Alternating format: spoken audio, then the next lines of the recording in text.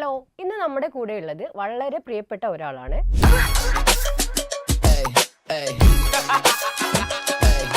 എനിക്ക് ഇതെന്നെ വേണമെന്നുള്ളൊരു വാശി എൻ്റെ മനസ്സിലുണ്ടായിരുന്നു.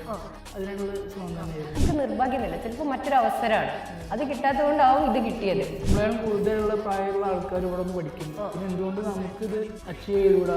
ഇത് നല്ലൊരു കാര്യം തന്നെയാണ്. കാരണം നമ്മൾ എടുക്കുന്ന സ്ട്രാറ്റജിയാണ് നമുക്ക് ഔട്ട്പുട്ട് ഉണ്ടാക്കുന്നത്.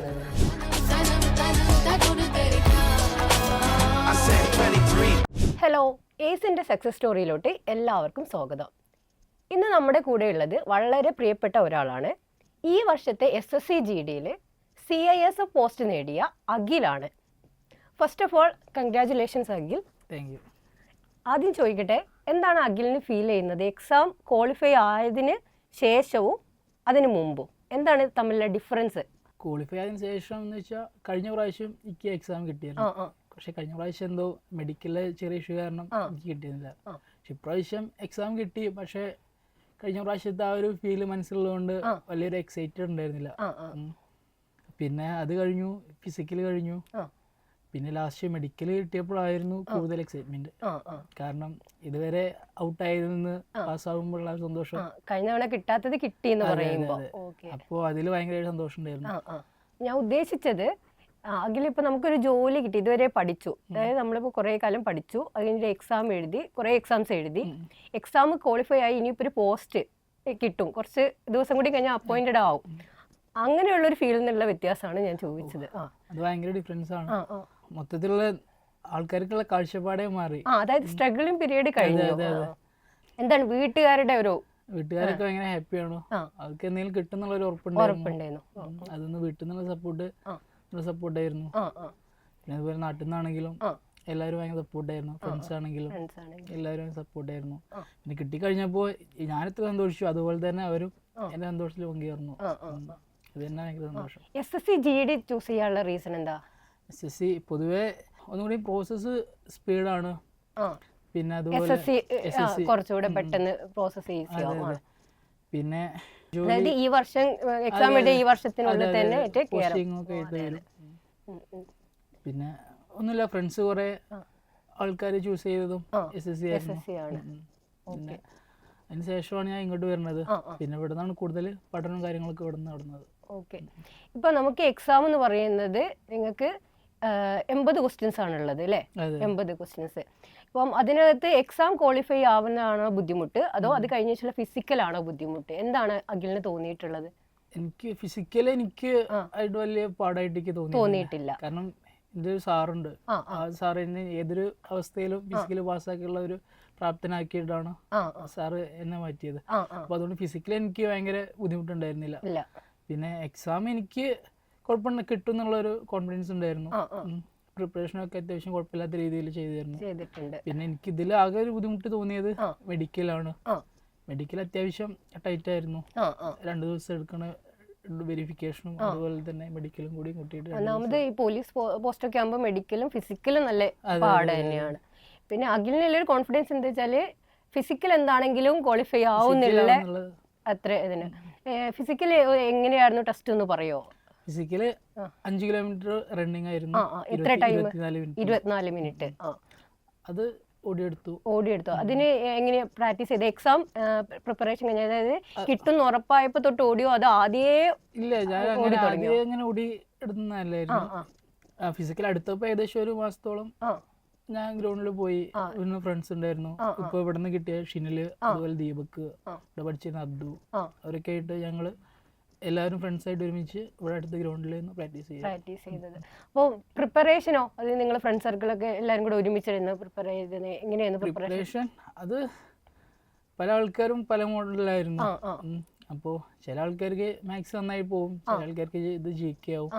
അപ്പോൾ അവനെ വീക്ക് ചെയ്താലുള്ളത് അത് കോൺസെൻട്രേറ്റ് ചെയ്ത് പഠിക്കുകയായിരുന്നു കൂടുതൽ ചെയ്തിട്ടുണ്ടായിരുന്നത്.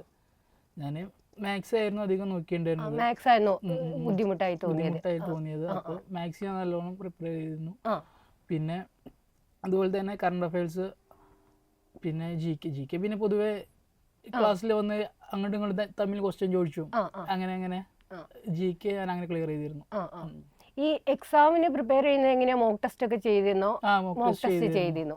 ഓക്കെ. പിന്നെ ഫ്രണ്ട് സർക്കിളൊക്കെ ആയിട്ട് നിങ്ങൾ എന്താ പറയാ വലിയൊരു കോമ്പറ്റീഷൻ അങ്ങനെ എന്തെങ്കിലും ഒക്കെ ഉണ്ടായിരുന്നോ? നമ്മൾക്ക് ചോദിക്കുന്ന എക്സാം എന്ന് പറയുമ്പോൾ എപ്പോഴാണെങ്കിലും നമുക്കൊരു കോമ്പറ്റീഷൻ വേണം, ആ ഒരു മൈൻഡ് സെറ്റ് നമുക്ക് വേണം. ഇല്ല, ഞങ്ങൾ അങ്ങനെ കോമ്പറ്റീഷൻ ഉള്ള ഒരു ഇതിലൊന്നും ഞങ്ങൾ ചെയ്തിട്ടുണ്ടായിരുന്നു. എല്ലാവർക്കും കിട്ടണം എന്നുള്ള ഒരു ചിന്ത എല്ലാവർക്കും. നമുക്ക് നല്ല ഫ്രണ്ട്സ് ഉണ്ടാക്കി എടുക്കുക എന്നുള്ളത് തന്നെ വലിയൊരു കാര്യമാണ്. കാരണം ഫ്രണ്ട് സർക്കിൾ ഇപ്പൊ ചായ കുടിക്കുകയാണെങ്കിലും നിങ്ങൾക്ക് ഇങ്ങനെയുള്ള സംസാരങ്ങളൊക്കെ കൂടുതലാവും. പിന്നെ നിങ്ങൾക്ക് കിട്ടാനുള്ള ഒരു അങ്ങനെ ഒരു ചിന്തയിലോട്ട് പെട്ടെന്ന് മാറും. ഫ്രണ്ട് സർക്കിളിന് ഒരു പ്രത്യേകത കൂടി ഉണ്ട്. ഞങ്ങള് ഫ്രണ്ട്സുകൾ എല്ലാവരും ഇപ്പോ ഓൾമോസ്റ്റ് എല്ലാവരും ലിസ്റ്റിൽ കയറി. ഞങ്ങൾ അങ്ങനത്തെ ഒരു സർക്കിളായിരുന്നു. ആരും അങ്ങനെ ഉറപ്പി നടക്കുക, ഒരു ലക്ഷ്യം എപ്പോഴും മനസ്സിലുണ്ടായിരുന്നു. പിന്നെ ഞങ്ങൾക്ക് ഇവിടുത്തെ ഏറ്റവും വലിയ സംഭവം എന്താ വെച്ചാൽ ഇവിടുത്തെ റീഡിങ്. ഞങ്ങൾക്ക് മുന്നിൽ 24 മണിക്കൂറും തുറന്നിട്ട് ക്ലാസ്സുകളായിരുന്നു. ഞങ്ങൾക്ക് ഞങ്ങളുടെ ഇഷ്ടത്തിന് എപ്പോ കയറി വന്നാലും ഞങ്ങൾക്ക് ഇവിടെ പഠിക്കാൻ ടൈമുണ്ട്, സ്ഥലമുണ്ട്. നിങ്ങൾക്ക് ഇവിടെ എപ്പോഴും അവകാശപ്പെട്ടതാണ്. എന്താ പറയാ, വീടിനാണ് കൂടുതൽ ഞാൻ സ്പെൻഡ് ചെയ്തത് ഞങ്ങൾ ക്ലാസ് റൂമിലാണ്. ഫ്രണ്ട്സ് ആയിട്ട് 24 മണിക്കൂർ ഞങ്ങൾ തമ്മിൽ കണക്ഷൻ ഉണ്ടായിരുന്നു. അത് എപ്പോഴാണെങ്കിലും ഒരാൾ ഉറങ്ങിയാൽ ചിലപ്പോൾ മറ്റൊരാൾ പഠിക്കാവും. അപ്പൊ അങ്ങനെ തമ്മിൽ എപ്പോഴും കണക്ഷൻ ഉണ്ടായിരുന്നു. പിന്നെ അവസാനത്തേക്ക് ഓരോരുത്തർ പോകാൻ തുടങ്ങി. ഇനിയിപ്പോ വരലുണ്ടാവുന്ന അതായത് നിങ്ങളുടെ ഫ്രണ്ട് സർക്കിളിൽ ഓരോരുത്തർ ഇങ്ങനെ ജോലി കിട്ടി പോവാണ്. എല്ലാവർക്കും പെട്ടെന്നായിരുന്നു. ഒരാൾ പോയി കഴിഞ്ഞാൽ അടുത്തത് ഞാൻ കേറണം എന്നുള്ള ഒരു ചിന്ത 2-3 മാസത്തിനുള്ളിൽ ഓൾമോസ്റ്റ് ഫില്ലായി. ഇനിയിപ്പോ വരലുണ്ടാവുന്ന കുറച്ച് ആൾക്കാർ അവരും എന്താണെങ്കിലും ഉടനെ തന്നെ കേറും. അപ്പൊ ഞാൻ ചോദിക്കുന്നത്, ഇപ്പൊ ഇങ്ങനെ ഫ്രണ്ട് സർക്കിൾ കിട്ടിയത് ഇപ്പൊ ഇവിടെ വന്നിട്ട് എയ്സിൽ വന്നിട്ടാണ്. അപ്പൊ എയ്സ് എത്രമാത്രം ഹെൽപ്പ് ചെയ്തിട്ടുണ്ടെന്നൊന്ന് പറയാൻ പറ്റുമോ? എയ്സ് പറയുകയാണെങ്കിൽ ഈ ഒരു സ്ഥാപനം ഇവിടെ ഞങ്ങൾക്ക് മുന്നിൽ 24 മണിക്കൂറും തുറന്നു തന്നിട്ടുണ്ട്. അപ്പൊ അതുകൊണ്ട് ഞങ്ങൾക്ക് എന്താ പറയാ, ഞങ്ങൾക്ക് വേറെ എവിടെയും പോകേണ്ട ആവശ്യം ഉണ്ടായിരുന്നില്ല. അപ്പൊ അതുകൊണ്ട് ഞങ്ങളെ ബോണ്ട് ഭയങ്കരമായിട്ട് വർദ്ധിച്ചിട്ടുണ്ട്. ഇവിടെ വന്നിട്ട് എന്താ പറയാ, വീടിനാണ് കൂടുതൽ സ്പെൻഡ് ചെയ്ത് ഇവിടെയാണ്. അതായത് ഒരു കാര്യം എന്താണെന്ന് വെച്ചാൽ നമ്മളിപ്പോൾ ഒരു കോഴ്സ്, അത് ഏത് കോഴ്സ് ആവട്ടെ, ആ കോഴ്സ് ഇപ്പോൾ ചിലപ്പോൾ 1 ഇയർ ഡ്യൂറേഷൻ ആവും, അല്ലെങ്കിൽ 6 മന്ത് ഡ്യൂറേഷൻ ആവും. ആ ഡ്യൂറേഷൻ കഴിയുമ്പോഴത്തേക്ക് ജോലി കയറുക എന്നുള്ളത് പോസിബിൾ ആയിട്ടുള്ള ഒരു കാര്യമല്ല. അത് കഴിഞ്ഞ ശേഷം നമ്മളിരുന്ന് വർക്ക് ചെയ്യാനേ വേണം. അതിനൊരു റീഡിങ് തന്നെയാണ് ഏറ്റവും നല്ലൊരു ഫ്രണ്ട് സർക്കിളും കൂടെ ഉണ്ടെങ്കിൽ നല്ല എഫക്റ്റീവ് ആവും. അതിൽ ഞാനൊരു കാര്യം ചോദിക്കട്ടെ, പോലീസ് പോസ്റ്റ് എന്താണ് ചൂസ് ചെയ്യാൻ? ഇപ്പൊ ചെറുപ്പത്തിലൊക്കെ എല്ലാവരും പറയുന്ന ഒരു കാര്യമുണ്ട്, യൂണിഫോം പോസ്റ്റ് എടുക്കുന്ന ആൾക്കാരൊക്കെ പറയും ചെറുപ്പത്തിൽ ഇനി പോലീസ് ആവാൻ ആഗ്രഹിക്കുന്നു. മെജോറിറ്റി കാണുന്നത് ചെറുപ്പത്തിലൊക്കെ പോലീസായിട്ട് താല്പര്യമുള്ള ആൾക്കാർ വലുപ്പത്തിലാവുമ്പോൾ യൂണിഫോം പോസ്റ്റ് അവർക്ക് കിട്ടുമെന്നില്ല, അവർക്ക് വേറെ ഏതെങ്കിലും പോസ്റ്റൊക്കെ കിട്ടുക. പക്ഷെ വളരെ ചുരുക്കം ആൾക്കാർക്കാണ് അത് ആഗ്രഹിച്ചൊക്കെ കിട്ടുന്നത്. അത് എടുക്കാനുള്ള റീസൺ എന്താ ഒന്ന് പറയോ? എനിക്ക് ചെറുപ്പം മുതലേക്ക് ഫോഴ്സിനോട് താല്പര്യം, മിലിറ്ററി പോകണമെന്നായിരുന്നു. അത് ഞാൻ നന്നായിട്ട് കഷ്ടപ്പെട്ടു. അതെന്തോ നിർഭാഗ്യം കൊണ്ട് കിട്ടിയിട്ടില്ല. എനിക്ക് ഇതന്നെ വേണമെന്നുള്ളൊരു വാശി എൻ്റെ മനസ്സിലുണ്ടായിരുന്നു. അപ്പോൾ വീട്ടിൽ നിന്നാണെങ്കിലും ഇനിയിപ്പോൾ നാട്ടിൽ നിന്നാണെങ്കിലും ഇവിടെ വന്നപ്പോഴാണെങ്കിലും അങ്ങനത്തെ കുറച്ച് ഫ്രണ്ട്സിനെ കിട്ടി. അപ്പോൾ പിന്നെ അതിനുള്ള ശ്രമം തന്നെയായിരുന്നു. അഖിൽ പറഞ്ഞ നിർഭാഗ്യം എന്നുള്ളത് ഞാനൊന്ന് കറക്റ്റ് ചെയ്യുന്നുണ്ട് കേട്ടോ. കാരണം നമുക്ക് നിർഭാഗ്യം എന്നല്ല, ചിലപ്പോൾ മറ്റൊരു അവസരമാണ്, അത് കിട്ടാത്തത് കൊണ്ടാവും ഇത് കിട്ടിയത്. അത് കിട്ടിയിരുന്നെങ്കിൽ അങ്ങനെ പോയിരുന്നു, ഇത് കിട്ടിയതുകൊണ്ട് ഇങ്ങനെ പോകുന്നു, അത്രേ ഉള്ളൂ. നിർഭാഗ്യം ഇല്ല ഒരിക്കലും. പിന്നെ വീട്ടില് ഏറ്റവും കൂടുതൽ സപ്പോർട്ട് ചെയ്തത് ആരാണ്? വീട്ടിലത്തെ കുറച്ച് കാര്യങ്ങൾ പറയോ? വീട്ടില് ഏറ്റവും സപ്പോർട്ട് ചെയ്തത് അച്ഛനാണ്. വീട്ടിൽ ആരൊക്കെ ഉണ്ട്? വീട്ടിൽ അച്ഛൻ, അമ്മ, ചേച്ചി, അച്ഛമ്മ. അപ്പോ അച്ഛന്റെ ഭാഗത്താണ് കൂടുതൽ സപ്പോർട്ട് വന്നത്. അച്ഛനായിരുന്നു. ഇപ്പോ അത്യാവശ്യം 25 വയസ്സായി. 25 വയസ്സായിട്ട് അച്ഛനോട് വേറൊരു ജോലിക്ക് ചെയ്യാനോ അല്ലെങ്കിൽ കുടുംബം നോക്കാനോ ഒന്നിനും എന്നോട് ആവശ്യപ്പെട്ടിരുന്നില്ല. ഞാൻ എന്താണോ ചെയ്യണത് അത് കണ്ടിന്യൂ ചെയ്ത് പോകാൻ അച്ഛൻ പറഞ്ഞിട്ടുണ്ടായിരുന്നുള്ളൂ. പിന്നെ അമ്മയ്ക്ക് പിന്നെ പൊതുവെ ഞാൻ എന്ത് ജോലി ചെയ്താലും അമ്മയ്ക്ക് വലിയ കുഴപ്പമുണ്ടായിരുന്നില്ല. അമ്മയ്ക്ക് പിന്നെ അങ്ങനെ ഒരു ഓപ്പൺ മൈൻഡാണ് ആള്. അപ്പം അമ്മയ്ക്ക് ഓക്കെ ആയിരുന്നു. ഫ്രണ്ട്സിൻ്റെ ഇടയിലാണെങ്കിൽ ഇതേപോലെ എനിക്ക് അങ്ങനെ സ്ട്രഗിൾ ചെയ്യേണ്ട ആവശ്യമൊന്നും വന്നിട്ടില്ല. ഒക്കെ ഫ്രണ്ട്സ് തന്നെ നോക്കും, എങ്ങനെ പോവുകയാണെങ്കിലും. എനിക്ക് അതിൽ ബുദ്ധിമുട്ടൊന്നും ആരും തന്നിട്ടില്ല. അതുകൊണ്ട് നമ്മളിപ്പോ പഠിച്ചു കഴിഞ്ഞു. ഇപ്പം ഏതെങ്കിലും ബാക്ക്ഗ്രൗണ്ട് എന്ന് പറഞ്ഞത് പ്ലസ് ടു കഴിഞ്ഞിട്ട് ഞാൻ ITI ചെയ്തുകൊണ്ടിരിക്കുക. പിന്നെ അതിനിടയ്ക്ക് കൊറോണ വന്നു. പിന്നെ ITI ഞാൻ ഡ്രോപ്പ് ചെയ്തു. പിന്നെ അതിന് ശേഷം എന്ത് ചെയ്യണം എന്നറിയാതെ നിൽക്കുമ്പോഴാണ് ഞാൻ എൻ്റെ ഒരു ഫ്രണ്ടായിട്ട് AC കയറുന്നത്. അല്ലെ, ശരിക്കും നമുക്ക് എന്ത് പഠിത്തം കഴിഞ്ഞാൽ പെട്ടെന്ന് ആദ്യം ഒരു സർക്കാർ ജോലി നേടിയെടുക്കുക എന്നുള്ളത് തന്നെയാണ് ഏറ്റവും ബുദ്ധിയായിട്ടുള്ള ഇത്. പഠിത്തം നമുക്ക് എന്താണെങ്കിലും ഡിസ്റ്റന്റ് ആയിട്ടാണെങ്കിലും എന്താണെങ്കിലും പറ്റും. അതിപ്പോൾ നമ്മുടെ ക്വാളിഫിക്കേഷൻ എന്താണോ അത് വെച്ചിട്ട് ആദ്യം ഒരു ജോലി കയറുക, പിന്നെ നമുക്ക് സൈഡായിട്ടിരുന്ന് പഠിക്കുക. എല്ലാം പഠിത്തം കഴിഞ്ഞിട്ട് വരിക എന്ന് പറയുമ്പോൾ ചിലപ്പോൾ ഏജ് ലിമിറ്റ്, ഇപ്പോൾ പറഞ്ഞു GDക്ക് തന്നെ ഏജ് ലിമിറ്റ് വലിയൊരു പ്രശ്നമാണ്. ഇപ്പോൾ 25 ആയി എന്ന് പറഞ്ഞു, അപ്പോൾ പെട്ടെന്ന് കയറി എന്നുള്ളത് അന്ന് എടുത്ത ഡിസിഷൻ വളരെ കറക്റ്റ് ചെയ്തു അല്ലേ? ഇനി ഞാൻ ചോദിക്കുന്നത്, ഇപ്പം എക്സാം കിട്ടിക്കഴിഞ്ഞു, ഇപ്പം നിങ്ങളിപ്പോൾ കൊറോണ ആയിരുന്നു, അതുകൊണ്ട് ഒന്ന് ITI ഡ്രോപ്പ് ചെയ്തു.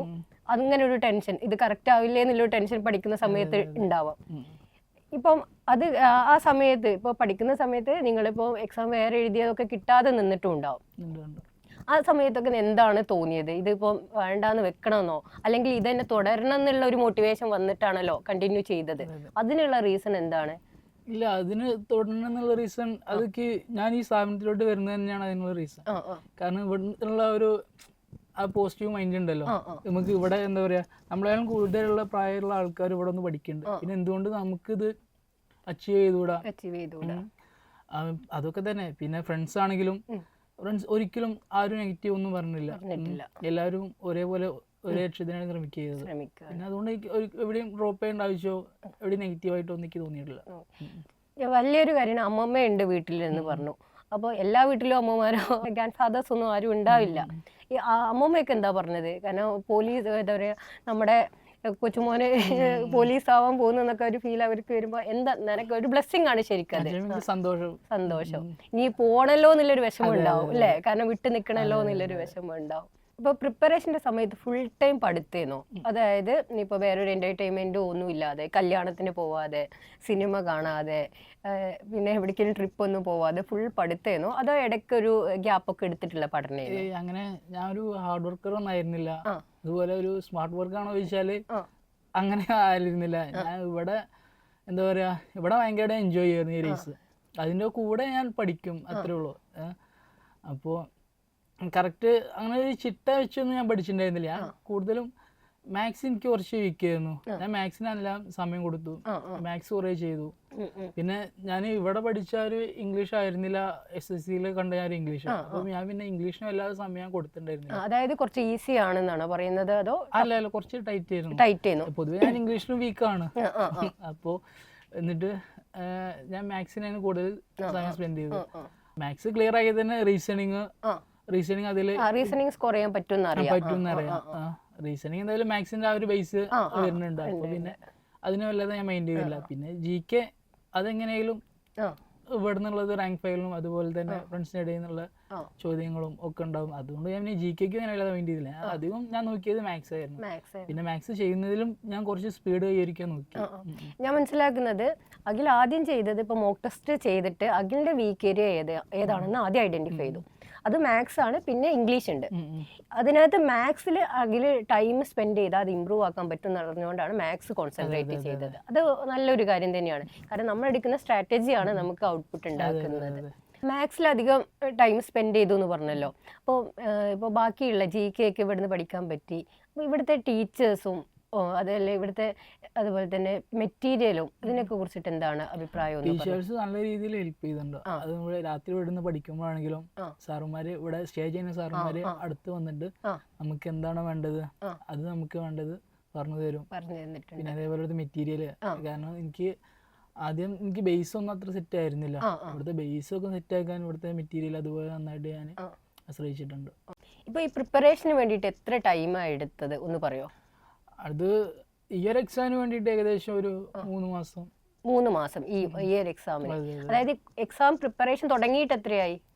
അത് ഏകദേശം 3 വർഷത്തോളം ആയിട്ടുണ്ട്. അപ്പൊ 3 വർഷത്തെ ഒരു വലിയൊരു ഔട്ട്പുട്ട് ആണ് ഈ 3 മാസം കൊണ്ട് കിട്ടിയത് അല്ലേ? കഴിഞ്ഞ വർഷം കിട്ടേണ്ടതായിരുന്നു. കഴിഞ്ഞ വർഷം ക്വാളിഫൈ ആയിട്ടുണ്ട്, പക്ഷെ മെഡിക്കലാണ് ഇതാക്കിയത്. ഓക്കെ, ഈ ഏസിലോട്ട് ആരാണ് സജസ്റ്റ് ചെയ്തത്? ആരെങ്കിലും കൊണ്ടുവന്നാണ്? ഇപ്പൊ അച്ഛൻ കൊണ്ടുവന്നാക്കിയതാണോ? അച്ഛനാണ് ഏറ്റവും സപ്പോർട്ട് എന്ന് പറഞ്ഞു? അത് ഫ്രണ്ട്സ് പറഞ്ഞിട്ട് വന്നതാണോ? ആര് പറഞ്ഞിട്ടാണ് വന്നത്? ഞാനിത് +1 ആണ് പഠിച്ചത് ബോയ്സിലാണ്. അപ്പോ ഞാൻ അന്ന് മുതലേ ഇതിലെ പാസ് ചെയ്യാറ്. അപ്പൊ ഞാൻ പോകുമ്പോൾ വരുമ്പോഴൊക്കെ ഇത് കാണാറുണ്ട്. പക്ഷെ ഇത് എന്താണ് സംഭവം എന്നുള്ളത് എനിക്ക് അറിയില്ല. പിന്നെ അതിനുശേഷം കൊറോണ കാലത്തായിരുന്നു ഞാൻ കൂടുതലായിട്ട് എന്ത് ചെയ്യണം എന്ന് ആലോചിച്ചപ്പോഴാണ് ചേച്ചിയൊക്കെ ഇതിനായിട്ട് വന്നിരുന്നു. പക്ഷെ ചേച്ചിക്ക് ഇത് കമ്മിറ്റ് ചെയ്യാൻ കഴിഞ്ഞില്ല. മാരേജ് ആയിട്ട് അങ്ങനെ പോയി.